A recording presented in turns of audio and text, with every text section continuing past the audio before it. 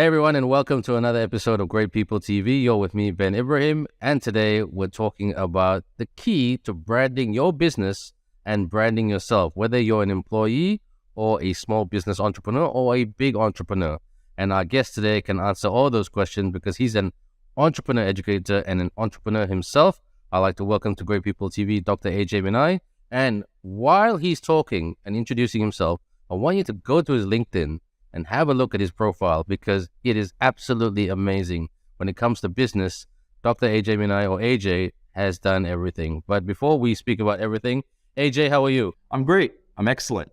Couldn't be better. AJ, like I was saying to our viewers earlier, you've done everything when it comes to business. You've got a PhD in entrepreneurship. You studied in some of the best schools in the world when it comes to tech, IT, and computer science, business. But you could have done anything and probably become that CMO, CEO, superstar, C-level guy. But what made you go into the entrepreneurship space and also the entrepreneurship education space? Because everywhere I look, you're always giving a talk about entrepreneurship. Wow, man, I wish we had more time, Ben, because I can speak on this topic for days. But I'm going to keep it as succinct and straight to the point as possible.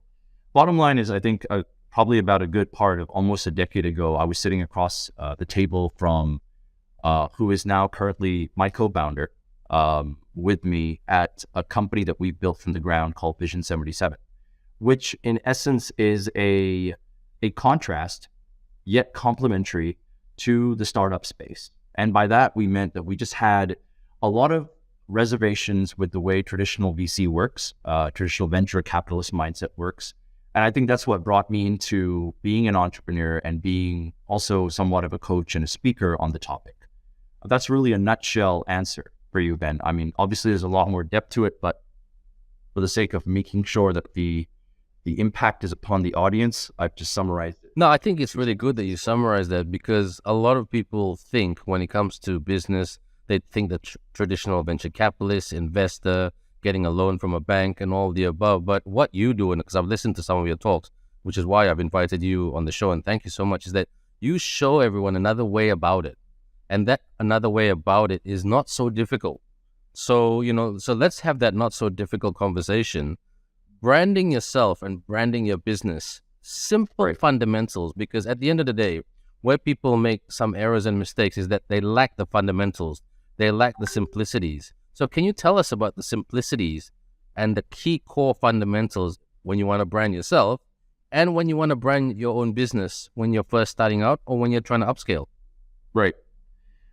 I think fundamentally, branding is down to what others say you are as opposed to what you say yourself as, you know what I mean? To be more coherent, I think we live in a world where we do have a bit of a conundrum. It is a bit of a dilemma. We live in a very intergenerationally active world. By that, I mean we have almost 4 generations in the workspace today, from the Gen Zs that are the youngest to Generation Ys to Gen Xs. And then, of course, you still have, I would say, a tail end of the baby boomers in the market, right? Who typically hold chairman positions. And we have an example here at in Malaysia as well of, heads of states who are, in their 90s as well. So I think fundamentally, like what we've uncovered in this new world that's very VUCA, it's very volatile. It's always changing. And with digital disruption at the helm, like for example, this year's theme has just exploded with generative AI. You've heard about ChatGPT, right? So branding is about you being more so a specialist today. There was a time before COVID where being a generalist was good enough. But now after COVID, I think what's happened is there's been an intrinsic move towards people relying more on their personal branding more than ever now, right? Before COVID, you would still come across a lot of CEOs, a lot of people in positions of power and influence who still weren't really into the content creation game. They still didn't know who Gary Vee was. They still had no idea where the future Andrew Tates were. You know what I mean? All of this narrative and all these influencers that are in the market today. But I think increasingly people have kind of come to agree what I've been saying for almost about 8 years now on stage, that people have become brands and brands have become people. And the faster leaders of organizations, heads of state, anybody who's anyone in an industry looking to stand out is now starting to understand that thought leadership is more important than ever. Sharing your stories, sharing how you learned from those stories, and then using those stories as a means to maximize your bottom line, to maximize the humanization of your own brand is key. And that's why a lot of people that ordinarily wouldn't be on LinkedIn posting are all of a sudden on LinkedIn posting now. That's why a lot of these guys that you would never imagine on TikTok all of a sudden are coming out of the woodwork, right? Because they have now started to understand that this model works. And it works much better than the traditional marketing playbook, which is about ATL and BTLs and advertising traditionally. It just doesn't work that way anymore. People want to connect to a person. They don't want to feel a corporate narrative pushed onto them. So there's no such thing as actually selling anymore, Ben. It's more you make people understand why they want to buy from you, right? And that comes through storytelling. And you already see my LinkedIn profile, bro. I position myself as a That's amazing. Like It's a TV state. I'm sorry. I know that was a bit of a rant. Ben. Sorry, but I just wanted to get that point across. No, it's 100%. I mean, whenever I watch your LinkedIn or your social media, especially your LinkedIn, I feel it is like a TV network that gives great content. And I know I'm just going to tweak the questions a little bit based on what I've sent you, because you brought up a really, really interesting point.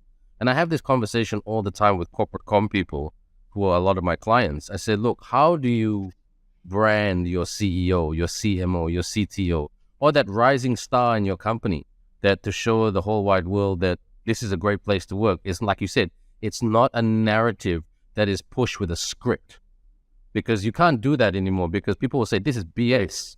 Okay, this is, so like we said, we want to see something real. So some people have that mindset, okay, we need to get ourselves on social media. Let's start a TikTok account. Let's start a LinkedIn account. Let's start a public Facebook page. But you'll probably get 3 likes in a week. Okay, so where are the mistakes made there, and how can it be done better? Yes, they've started with a good first step by embracing social media, but how do you practice social media properly to tell those real stories? I think this is probably the dark side of branding that, your question has led me to actually share live here. And I think this is it's both a very unfortunate but fortunate time in the world today. The more controversial your stories are and the more out there your content is, I'm starting to see a pattern, particularly with the likes of, you've got a lot of these new age influencers from Logan Paul to Luke Belmar to, of course, the most censored man now on the internet, Andrew Tate. And these personalities have come out, and they have definitely had a polarized effect on businesses, on people, and particularly a younger generation of workforce. We're talking about having a pronounced effect on, anywhere between, maybe about 10 to 40% of urban demographics of young men who are being impacted by these type of storytellers and these type of narratives. And that's where I think this is a bit of a dark side of branding. A lot of this is viral guerrilla tactic. A lot of it is viral guerrilla tactic. Do you really think that a lot of these influencers that you see their videos, I'm sure, Ben, you've seen some of these videos on TikTok, I've seen them on Instagram.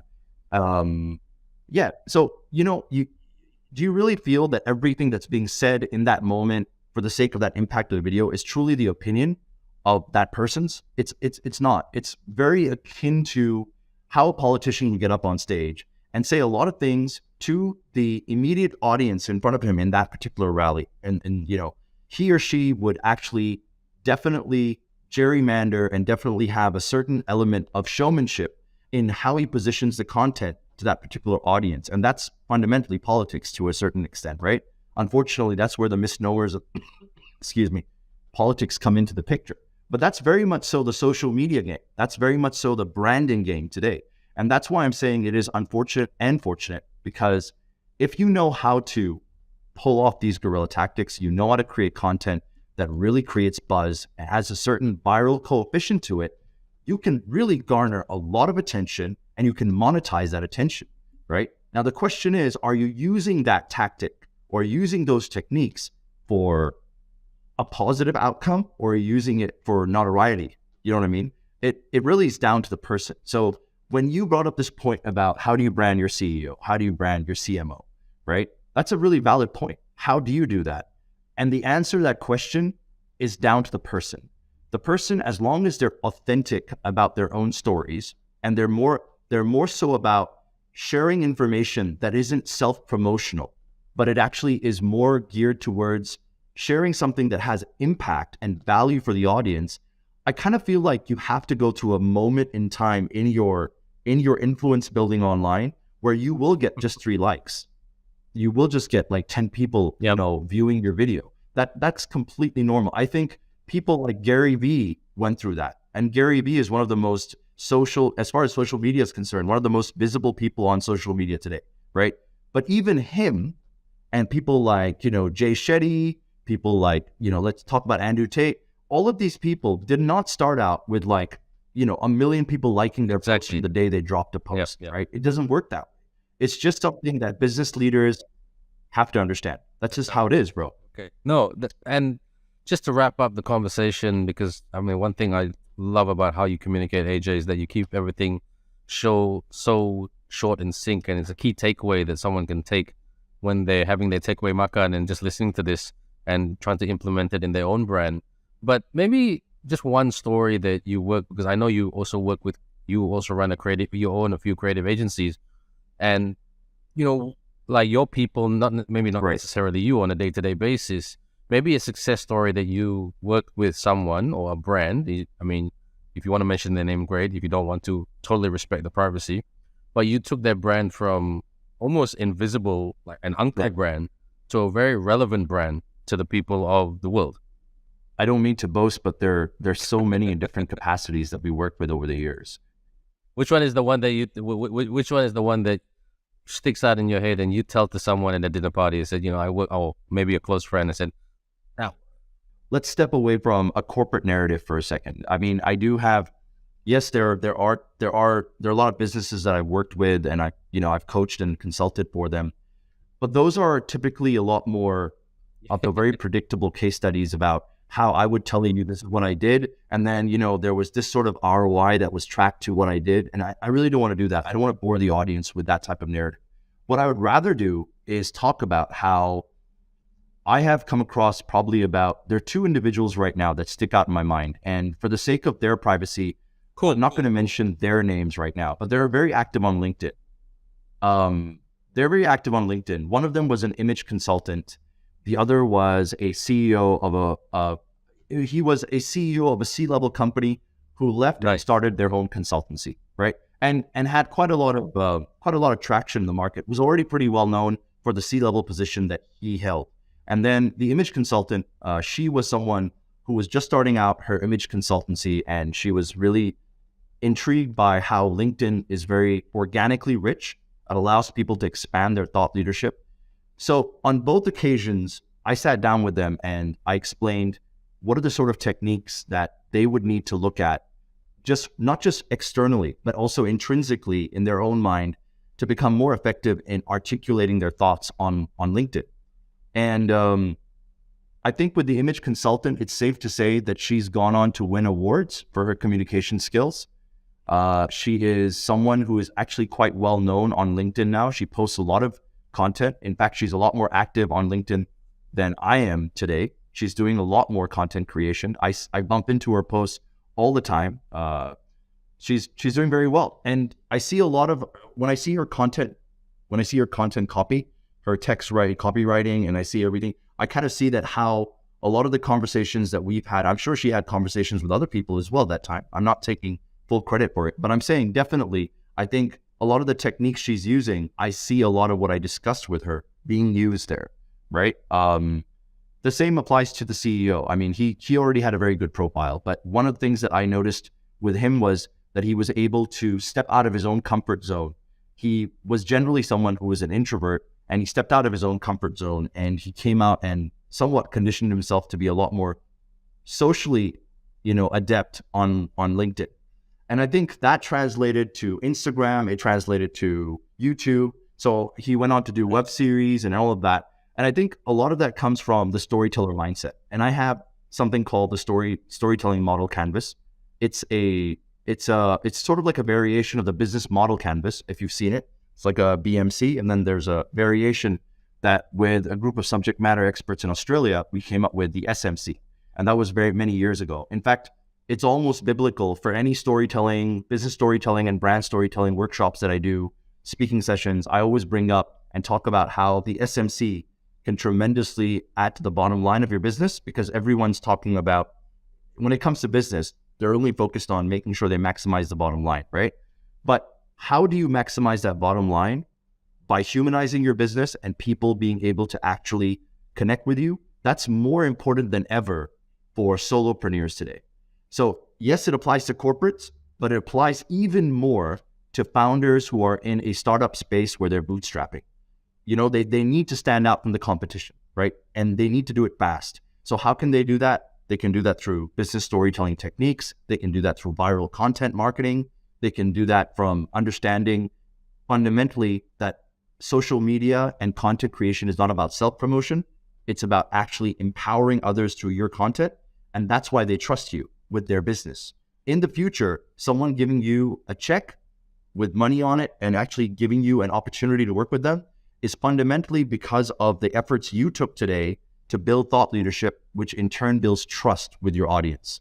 And that's where opportunities come from. That's how business will close, right? So I'm sorry to try to kind of give you the whole equation in like a breakdown. Really, that's what it really is. good. And that leads me to my final question, and I challenge you to do it in 2 sentences.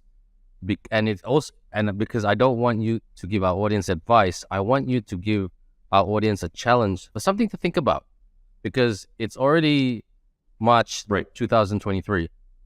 Okay, so the year has just started. Right. Chinese New Year's over. Fasting month is around the corner, but you know, we will still keep working and all of the above. And it's a new day, right? Because COVID is part of the windscreen wiper, if you know what I mean. Okay, it's not in the past. I wish it was in the past, but you know, but it is part of how we live. Right. So basically, God forbid, you know, we might go to, you know, full lockdown again, God forbid. But how should, fingers crossed, exactly, I don't want to go there.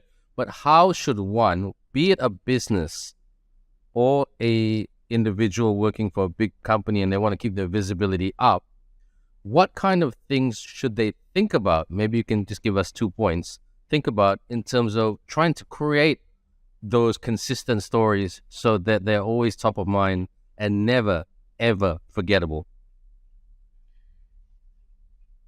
Very good question, Vit. Very good question. But again, a question that limited. Okay, 4 or 5. Okay, I give you extension, like a good client, like a good client. I'm gonna go.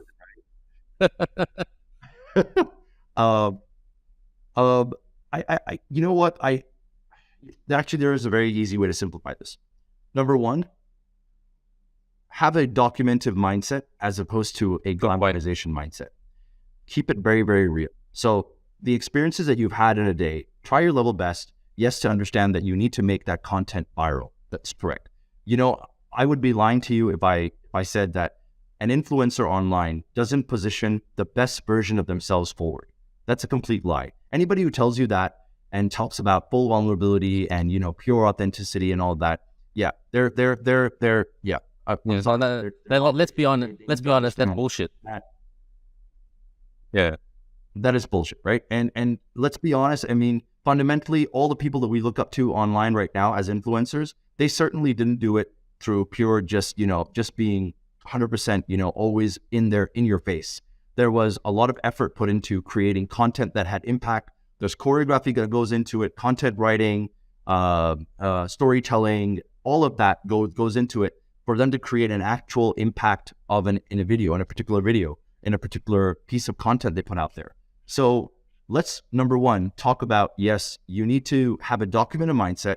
Yes, you can talk about positioning content in the best foot forward type of manner, but as long as you have that mindset that I'm not going to be making things up to post, but I'm going to be documenting things that are happening in my daily life, right? So what I do to prove this point is I actually have my phone with voice notes at all time, right? And so what I do is I usually, when I have Like when I have an epiphany or I have an experience in the day, what I do, I record myself talking about that experience. So I just talk about that experience. I don't glamorize it. I don't say that, oh, if I received a check for 10,000 ringgit, I then ended up saying in the story that I received one for 10 million ringgit. No, I don't do that. I say it like it is. That's what happened. But I try to take away through my own voice, I try to take away the key takeaways from that experience, from that particular meeting, from that particular incident, from that particular dinner that I went to, or that trip that I took. So the idea is to constantly document and try to create a repository where you can document it and go back and reflect upon it. Richard Branson used to do it with a notepad. I do it with voice notes on my iPhone. You might do it with, writing flashcards on and sticking it on your wall. Everyone has a different way of doing it, but my point is, do it. You know what I mean? Like document stories worth keeping in your mind on a piece of paper, on a voice note. Do that, number one. Number two, the most important thing is do not allow reaction of the audience to stop you from content creation. That's number two. That's the most important thing. Irrespective of what happens, whether you got 1 like or you got 1 million likes, continue to experiment with the same documented mindset that I talked about in point number one, and continue to be consistent in posting content. Consistent could mean different from you. Consistent could mean 3 times a week for you. It could mean 2 times a week for me. It doesn't matter. I'm not telling anybody in this audience that you need to post every day twice. I don't believe in that mentality. I believe that whatever comes to you that you feel is worth sharing and has impact and value to the audience, you are going to make an effort to A, document it, and B, create content that's engaging with it and post it up as consistently as you can. I think with these 2 points, you need to just start. Don't think, just do. Just go and start, right? Now, this applies to a CEO. It applies to you. It applies to me. It doesn't matter who we are, where we are. Anybody can take these 2 points and do it. It's actually free. It doesn't even cost you money. Just do it. So there you go, everyone. I mean, it's really funny what you were saying in terms of voice notes. I send my wife notes on WhatsApp, and then she'll always reply to me, "Huh? What's this?" I said, "Look, just remind me to actually put a presentation or carve up a document about this." Yeah, that's awesome. So that's the way. Yeah, because we've been pen and paper. Some of us are not pen and paper people anymore because of what the new era is. Look, everyone. Telling me I've got 2 left hands. That's why you're smart, dude. So anyway, AJ, thank you so much for your time today. This has been a great conversation. We could have gone on and on, but kudos to you. And I'll send you a pizza that you really made everything in sync. So to everyone at Great People TV, thanks for watching us as usual. Please like our social media platforms. And if you do want to get in touch with me for my event management or MC or moderate services for events, just go to greatpeopletv.my on Instagram. Thank you, sir. Ben is the man. Yes, thank you, sir. Come to my LinkedIn as well. And you can just have a chat with me. Say, Ben, are you free on this date? How much do you charge? And we can take the conversation from there. And if you really, really like this conversation, I can throw in a special price for our good friend AJ, because he is absolutely fantastic when it comes to engagement, training. And he's not one of those, no disrespect, he's not one of those fluffy presenters. He's got a great voice. He comes in, he actually shows you how everything is done in a very technical way. So, and you leave the room like, okay, this is how it's done. So very, very few, not many people can do that. Seriously. Thank you, bro. So I'm not just trying to be sweet and whatever. This is actual fact. If not, I wouldn't invite you on this show.